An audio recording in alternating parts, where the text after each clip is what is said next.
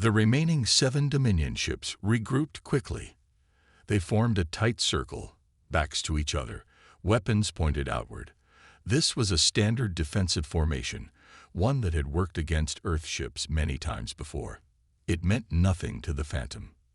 The massive ship simply vanished. "Where did it go?" gasped Ray, staring at the empty space where the Phantom had been seconds ago. Morgan leaned forward in her chair. "It can't have jumped." There was no jump signature.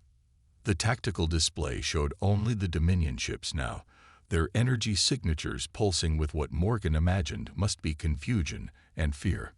"Captain," called Taylor from the sensor station, "I'm picking up strange energy readings everywhere, like ripples in space." Suddenly, the Phantom reappeared, directly in the center of the Dominion's defensive circle, inside their formation. "That's impossible," breathed Morgan.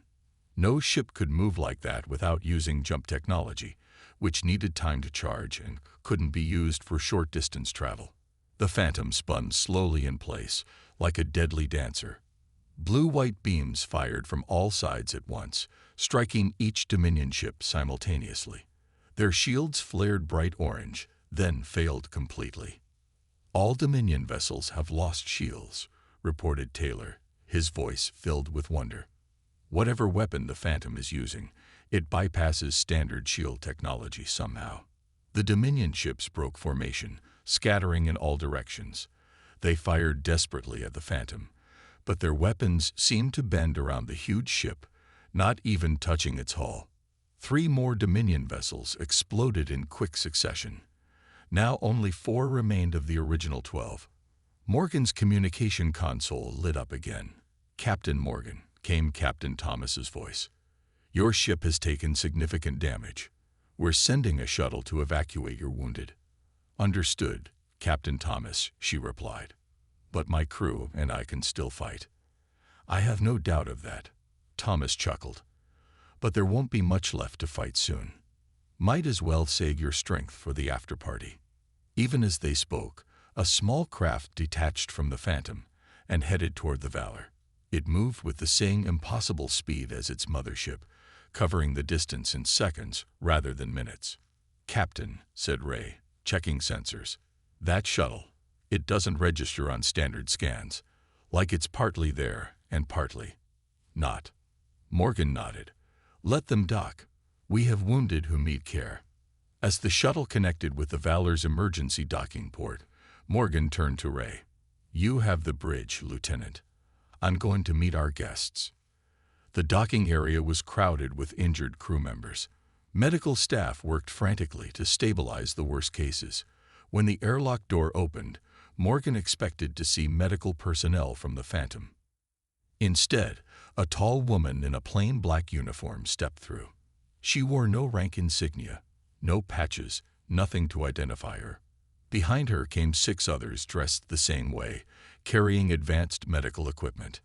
"Captain Morgan," the woman said with a nod. "I'm Chief Medical Officer Wilson from the Phantom. We'll take your critical cases first." Morgan observed as Wilson's team moved among the injured with quiet efficiency. Their medical devices were unlike anything she had seen before. Small, sleek tools that seemed to heal injuries in seconds rather than hours. "Your technology," Morgan said quietly to Wilson. "It's not standard Earth medical equipment." Wilson's expression remained neutral. "No, it's not. Please come with me back to the shuttle. Captain Thomas has requested your presence on the Phantom." Morgan hesitated. "My ship." "We'll be fine," Wilson assured her. "We have engineers coming aboard to help with repairs. Lieutenant Ray can manage for a few hours." Morgan followed Wilson to the shuttle. Inside, it was larger than it had appeared from the outside, with comfortable seating for at least 20 people. The walls seemed to shimmer slightly, as if not entirely solid. As they took off, Morgan looked out a viewport. Outside, the battle continued. The Phantom was systematically destroying the remaining Dominion ships. Only 2 were left now, and they were attempting to flee. Captain Thomas led Morgan to a small room off the bridge. It was simple but comfortable, with a table and chairs that seemed to grow from the floor itself. The walls had the same shifting quality Morgan had noticed throughout the ship. "Please, sit," said Thomas, gesturing to a chair. As Morgan sat, a cup of steaming coffee appeared on the table before her. "How did you?" she began. Thomas smiled. "Molecular reconstruction, one of many technologies that make the Phantom special." Morgan took a sip of the coffee. It was perfect. Exactly how she liked it. "Captain," she said, setting down the cup, "what is this ship? Where did it come from? Why all the secrecy?" Thomas leaned back in his chair. "Which question would you like me to answer first?" "Let's start with the most basic one. Is this really an Earth ship?" "Yes and no," Thomas replied. "It was built by humans, using human designs as a starting point. But the technology," he gestured around them, "that came from somewhere else." "Aliens?" Morgan's eyes widened. "But we've only encountered the Dominion." Thomas shook his head. "That's what most people believe, what most are allowed to believe. But 30 years ago, before the Dominion arrived, Earth made first contact with another species. We called them the Visitors. What happened to them? Why didn't we hear about this? The meeting was kept secret by agreement of all Earth governments. The Visitors didn't want open contact. They were cautious. They'd seen what happened to other civilizations that revealed themselves too openly to younger species." Morgan frowned. "So these Visitors just gave us their technology?" "Not exactly," Thomas said. "They crashed on Earth, a single scout ship with a crew of 3. They were dying. We tried to help them, but their biology was too different. Before the last one died, they gave us access to their ship's database as a thank you for our efforts."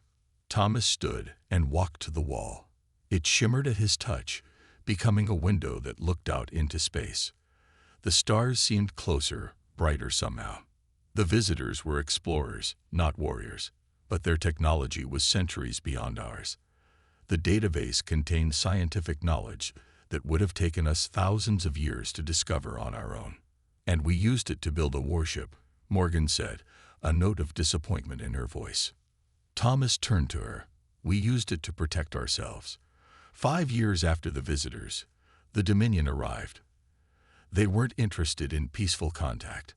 They wanted resources, territory, slaves. So the world governments built the Phantom in secret." "Yes," Thomas nodded, "using a small portion of what we learned.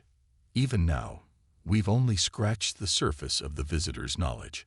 This ship has been operational for 7 years, appearing only when absolutely necessary." "To maintain the myth," Morgan said, understanding now. "To make the Dominion fear something they couldn't explain." "Exactly. Fear is a powerful weapon. The Phantom appears, destroys enemy ships with ease, then vanishes. The stories spread. The fear grows." Morgan thought about this. "But why keep it secret from your own people? From people like me?" Thomas sighed deeply. "Politics. Fear. Some leaders worried that if knowledge of the Visitors and their technology became public, it would cause panic or religious upheaval. Others wanted to keep the technology for themselves, for their nations alone. That's why there are no markings on your uniforms," Morgan realized. "No country flags. No ranks. We're the first truly international crew. Scientists, engineers, and soldiers from every nation on Earth. We abandoned our old identities to serve on this ship." Morgan shook her head in disbelief. "This is a lot to take in." A soft chime sounded, and a section of the wall shimmered. Admiral James's face appeared, as if on a screen. "Captain Morgan," he said with a smile. "I see Thomas has been filling you in." "Admiral." Morgan nodded. "You knew about this all along." "I'm one of 12 people with full knowledge of the Phantom Project, each representing different regions of Earth." Admiral James stood at the front of the dimly lit room. The faces of 20 ship captains looked back at him, tired and worn from years of losing battles. The war against the Dominion had gone on for 5 years now. Humans were losing. "Thank you all for coming," said Admiral James. His voice was deep and rough from too many sleepless nights. I know many of you traveled far to be here. He touched a button on his wrist device. A large screen lit up behind him, showing star maps and battle reports. The Dominion pushed us back in 3 more systems this month, he said. We lost 8 ships and over 2,000 good men and women. A heavy silence filled the room. These were not new numbers. They all knew what losing felt like by now. But today we talk about something different, said the Admiral. Something that might give us hope. Lieutenant Alex, please come forward. A young officer stepped up to the front. Lieutenant Alex was shorter than most, with bright eyes that looked too young for war. But those eyes had seen plenty. Alex carried a data tablet and wore the blue markings of the Intelligence Division. Sir, Alex nodded to the Admiral, then turned to face the captains. I'm here to brief you on what some call the Phantom. Captain Reed, a battle-hardened veteran, snorted loudly. Not this ghost story again. Several others murmured in agreement. Alex waited for them to quiet down. With respect, Captain Reed, I understand your doubt. But I've been gathering reports for 3 years now. Something is out there. Something on our side. Alex touched the screen controls. Images appeared showing the aftermath of battles. Destroyed Dominion ships floating in space. In at least 7 battles where our forces were outnumbered and defeat seemed certain, something happened. A ship appeared. A ship unlike any in our fleet.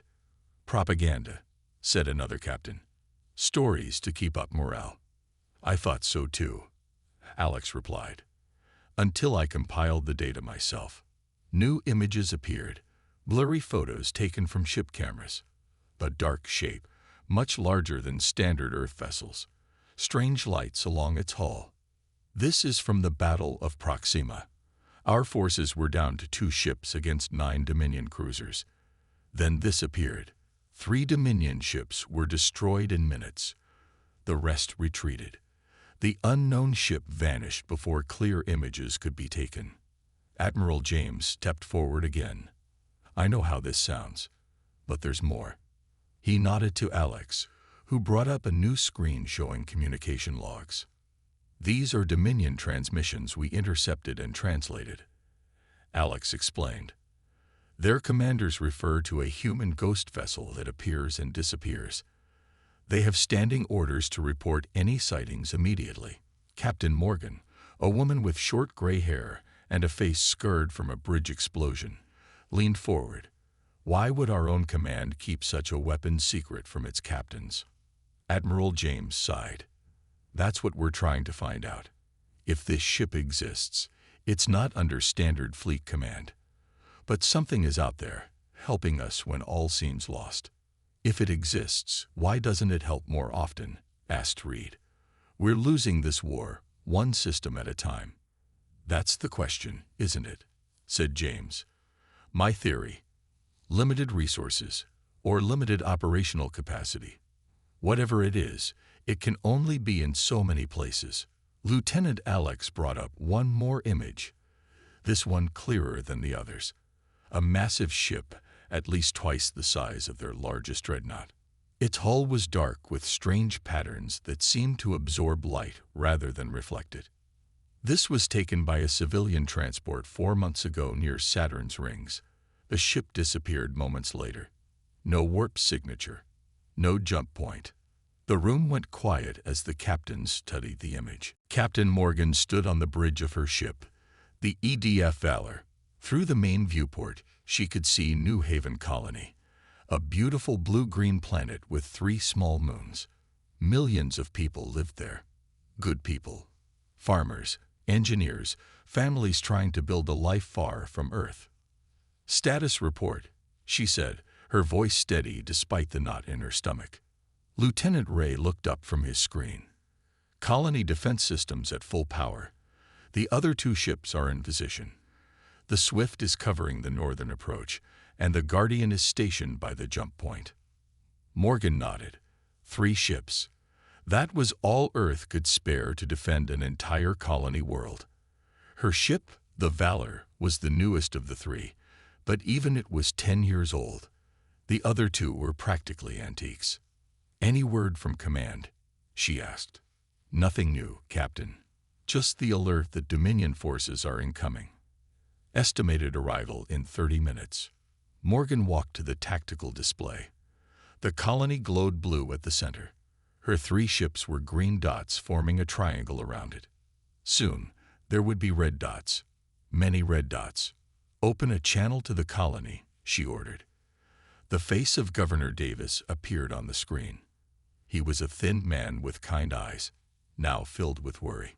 "Captain Morgan," he said, "is it true? Are they coming?" "Yes, Governor. You need to activate all shelters. Get your people underground. We've already started. But Captain, 3 ships. That's all they sent." Morgan kept her face neutral. "We'll hold them off, Governor. You have my word." When the screen went dark, Lieutenant Ray spoke quietly. "Will we, Captain? Hold them off." "We'll do our duty, Lieutenant," she answered.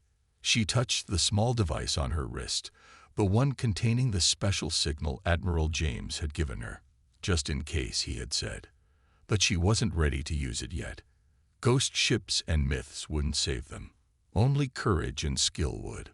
"All hands to battle stations," she ordered. "This won't be easy." The alarm sounded 22 minutes later. Jump signatures detected. Called out Ensign Taylor from the sensor station. Multiple hostiles incoming. The space near the third moon twisted and warped. A tear in reality formed, glowing angry red around the edges, and through it came the enemy. "Count?" asked Morgan, her hands gripping the command chair tightly. 4, 7, 9, 12 ships, Captain," reported Taylor, his voice rising with each number. 12 Dominion warships. 4 heavy cruisers, 8 destroyers. Morgan felt her heart sink. 12 against 3. And their ships were bigger, newer, stronger. "Open channel to all Earth ships," she ordered. When the light showed green, she spoke clearly. "This is Captain Morgan. We are outnumbered but not outmatched. Remember your training.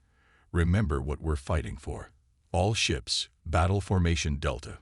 Protect the colony at all costs." The 3 Earth ships moved into position, engines burning bright against the darkness of space. The Dominion fleet approached slowly, confidently. They knew they had the advantage. Their ships were dark and angular, covered in sharp edges that seemed designed to cut through space itself. Red lights pulsed along their hulls like evil heartbeats. "They're hailing us," said Lieutenant Ray. "Put them through," Morgan replied. But calling it just a ship felt wrong. It was massive, easily twice the size of the largest vessel Morgan had ever seen.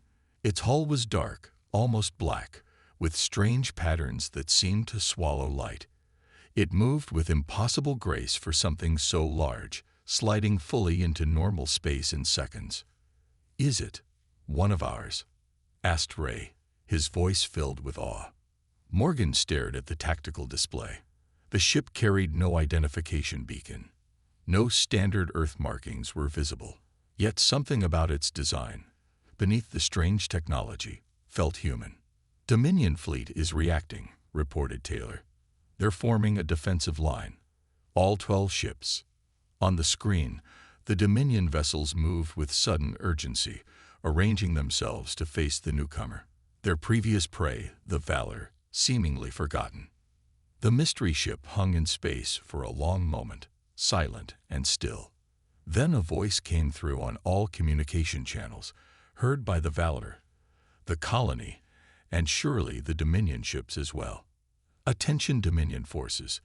This is Captain Thomas of the Earth vessel Phantom. You are in violation of protected space. You will power down your weapons and withdraw immediately, or you will be destroyed." The voice was calm, matter-of-fact, as if the speaker was commenting on the weather rather than challenging 12 warships. Morgan felt her jaw drop. The Phantom. The ghost ship from the briefing. It was real. "Captain," said Ray, his voice shaking, "the Dominion ships are powering up weapons, all of them. They're targeting the Phantom." On the second screen, Governor Davis looked equally shocked. "Captain Morgan, is that Yes, she whispered. The myth. The legend. It's real. The largest Dominion ship moved forward from their line. Its communication signal broadcast widely. Unknown vessel, came the voice of Commander Dex. You are outnumbered and outgunned. Surrender or be destroyed.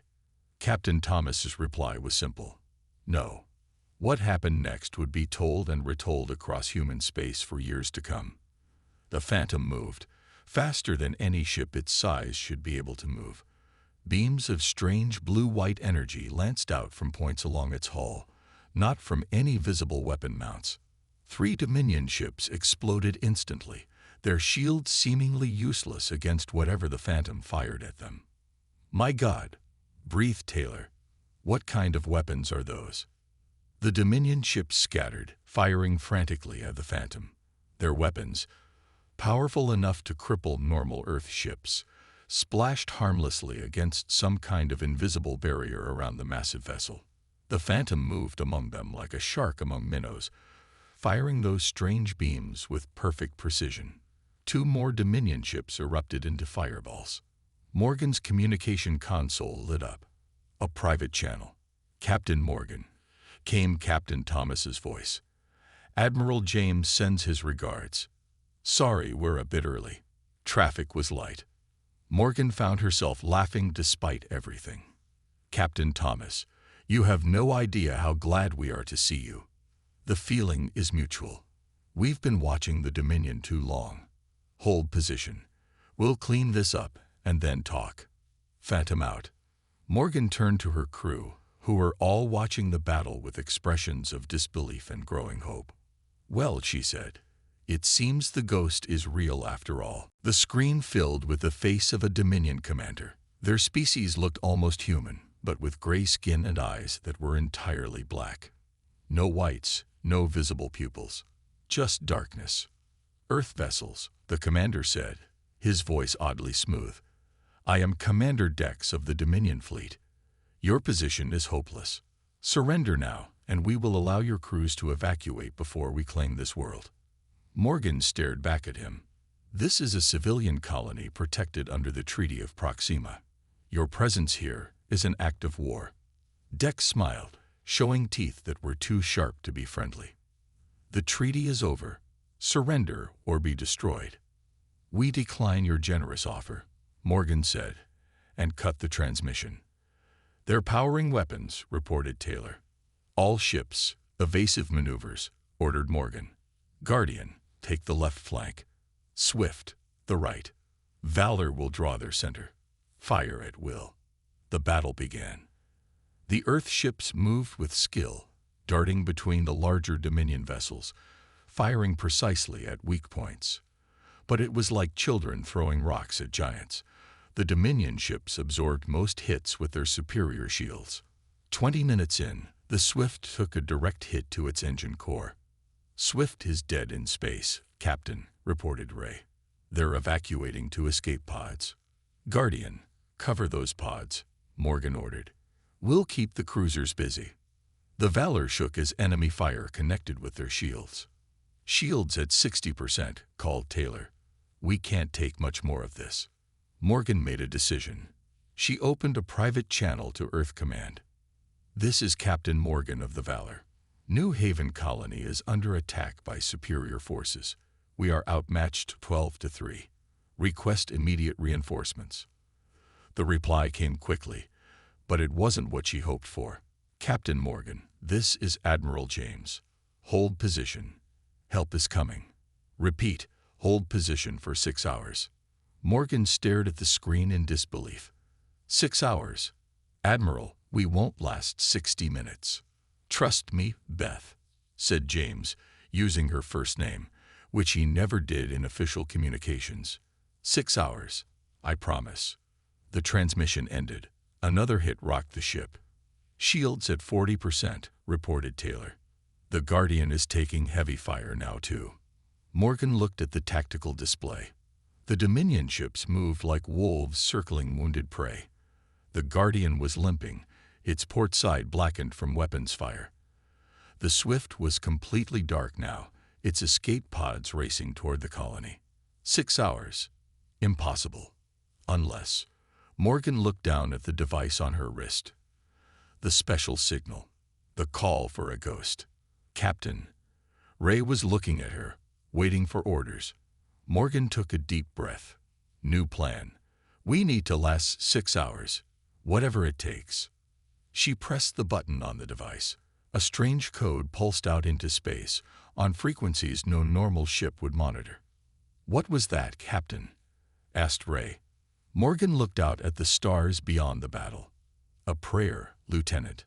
A prayer to a ghost. 2 hours had passed since Captain Morgan sent the special signal. The battle had gone from bad to worse. The Guardian was gone now, destroyed in a flash of light and fire 30 minutes ago. Its crew had managed to launch most escape pods, but Morgan knew many good people had died. The Valor fought on alone, running on emergency power and determination. Shields at 12%, reported Taylor, his young face streaked with sweat and blood from a cut on his forehead. Engine 2 is offline. Weapons running at half power. Morgan nodded, too tired to speak. Her ship limped in a wide circle around the colony, firing when possible, dodging when necessary. The Dominion ships seemed to be playing with them now, taking their time, enjoying the hunt. Why don't they just finish us? Asked Ray, his voice barely above a whisper. Because they're cruel, Morgan answered. They want us to suffer, to beg. The main screen showed the colony below. Lights still burned in the cities. Millions of people watched and waited for their fate. Morgan had failed them. Captain, called out Ensign Parker from communications, we're getting a signal from the colony.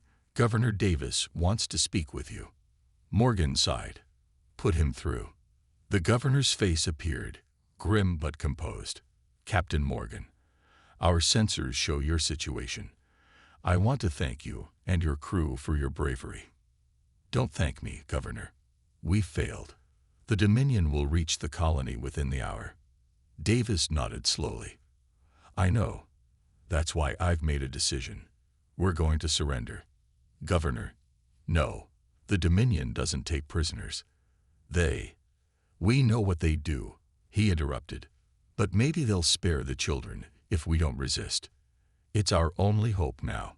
Morgan felt a cold rage building inside her. This was wrong. All wrong. Humans shouldn't have to beg for mercy from anyone. Governor, please. Admiral James told me to hold for 6 hours. We have 4 more to go. Help might still come. Davis gave a sad smile. What help, Captain? The nearest Earth fleet is 3 days away. We both know that. I appreciate your courage, but it's time to face reality. Before Morgan could argue more, Lieutenant Ray called out, Captain, something's happening. Morgan turned to see the tactical display. A strange energy reading had appeared at the edge of the system. What is that? She demanded. Unknown, Captain, said Taylor, working his sensor controls frantically. It's putting out energy readings unlike anything I've ever seen. And it's growing. On the main screen, space itself seemed to bend and twist. A dark patch formed against the stars, like a hole in reality. It pulsed once, twice. Dominion ships are changing course, reported Ray. They're moving toward the anomaly. The governor was still on the second screen, his eyes wide. What's happening, Captain? I don't know, Morgan answered honestly. But deep inside, a tiny spark of hope flared to life. The dark patch in space expanded suddenly, growing to the size of a small moon. And from within it emerged a ship. It doesn't look like one of ours, said Morgan finally. The design is different. Exactly, said Alex. Yet it only targets Dominion ships, never ours. Admiral James cleared his throat. I've brought you all here because I'm authorizing a new communication protocol. If any of you encounter this vessel or find yourselves in a no-win scenario, broadcast this signal. He sent a data packet to their tablets. The captains looked down at the strange code sequence. And then what? Asked Reed. And then we see if the myth is real, replied James. Maybe it will show up, maybe not, but I'm tired of losing good people without trying everything possible. As the meeting ended, the captains filed out, talking in low voices. Some laughed off the briefing as desperation. Others looked thoughtful. Captain Morgan stayed behind. When the room emptied, she approached the admiral. "James," she said quietly, "level with me. Do you really believe in this ghost ship?" Admiral James looked at his old friend. They had served together for 20 years. 3 years ago. "No, but the evidence keeps piling up, Beth. And we need something. Anything." She nodded slowly. "New Haven Colony is under my protection next week. Dominion ships have been spotted heading that way. I know. If things go bad, use the signal," James said. "What's there to lose?" Morgan left, and James stood alone in the briefing room, staring at the image of the mysterious ship. Far from Earth, hidden in the asteroid belt of a system abandoned early in the war, a massive underground facility hummed with activity. Engineers in unmarked uniforms moved around a cavernous dock where a huge shape sat in shadow. 2 figures stood on an observation platform, looking down at the activity. "They're talking about us again," said one, an older man with white hair. "Admiral James held a briefing today." The second figure, tall and thin, nodded. "Good. The legend grows." "Is the ship ready?" asked the first. "After the repairs from the last battle." "Yes. Power systems at 98%. Cloak functioning perfectly." "And the crew?" "Tired, but ready." A light flashed on the console between them. "New distress pattern," said the younger man. "Matching our protocol." "Where?" "New Haven Colony. Dominion battle group incoming. Estimated arrival in 6 hours." The white-haired man sighed. "Alert Captain Thomas. Tell him to prep for jump." Below them, lights began to glow along the hull of the massive ship. For a moment, its full shape became visible. Angular, predatory, unlike any human vessel officially acknowledged to exist. The Phantom was awakening again. "Why am I being told this now?" Morgan asked. "Why bring me into the secret?" Thomas and James exchanged a glance. "Because," Thomas said finally, "the Phantom is no longer our only ship of this type." "What?" Morgan sat up straighter. "The battle you just witnessed wasn't just about saving New Haven Colony," James explained. "It was a coming-out party." Thomas nodded. "For the past 3 years, we've been building a fleet. 5 ships with visitor technology, each with different specializations. The Phantom is the flagship. The other 4 will be revealed in the coming weeks," added James. "We're taking the fight to the Dominion, and we need experienced captains who can handle the truth and adapt to the new technology." Morgan stared at them both. "Are you offering me command of one of these ships?" Thomas smiled. "The Eclipse. Stealth and reconnaissance. It matches your style, according to your record. But my crew will have the choice to join you," James assured her. "Those who pass security clearance, of course." Morgan stood up and walked to the window. Outside, she could see her damaged ship, the Valor, with repair crews swarming over it. Beyond, New Haven Colony glowed peaceful and safe. For 5 years, humanity had been losing the war, retreating system by system. Now, everything would change. "There will be consequences," she said quietly, "when the Dominion realizes we have this technology." "Yes," Thomas agreed. "They'll be afraid. For the first time, they'll be the ones afraid." Morgan turned back to them. "When do I see this new ship, this Eclipse?" Thomas smiled. "Right now." He touched the wall again, and the view changed. A sleek black ship appeared, smaller than the Phantom, but with a similar shifting hull. It was beautiful and deadly. "Your new command, Captain Morgan, if you accept." Morgan studied the ship that would be hers, a ship that had been a myth until today, a ship that would help turn the tide of war. "I accept," she said firmly. Admiral James nodded with approval. "Then let's make it official. The myth is now reality, Captain. And soon, The whole galaxy will know it. As they left the room, Morgan took one last look at the Eclipse. Her ship, the next legend in a new fleet that would change everything. The war was about to enter a new phase. And this time, humanity wouldn't be the ones running. "They won't escape," said Wilson, noticing Morgan's gaze. "Nothing escapes the Phantom when Captain Thomas wants it stopped." The shuttle approached the massive ship, giving Morgan her first close look at it. The hull wasn't solid metal as she had assumed. Instead, it seemed to be made of overlapping plates that moved slightly, adjusting and readjusting constantly. Strange patterns of light flowed beneath the surface, like blood in veins. "What is this ship?" Morgan asked, unable to hide her awe. "What is it made of?" Wilson smiled slightly. "That's for Captain Thomas to explain." They docked with the Phantom through a bay that opened and closed like a living thing. Inside, the corridors were wide and well-lit, but with the same slightly shifting quality as the shuttle. Crew members moved purposefully about, all in the same black uniforms without rank or identification. Wilson led Morgan to what she assumed was the bridge. It was a large, circular room with workstations around the perimeter and a central command area raised on a platform. Standing there was a man of medium height with gray hair and calm eyes. "Captain Morgan," he said, stepping forward with an outstretched hand. "Captain Thomas, welcome to the Phantom." Morgan shook his hand. "Thank you for saving my ship and the colony. But I have so many questions." Thomas nodded. "I imagine you do, and I'll answer what I can." He gestured to a large display showing the battle outside. The final Dominion ship was trying to activate its jump drive to escape. "Watch," said Thomas softly.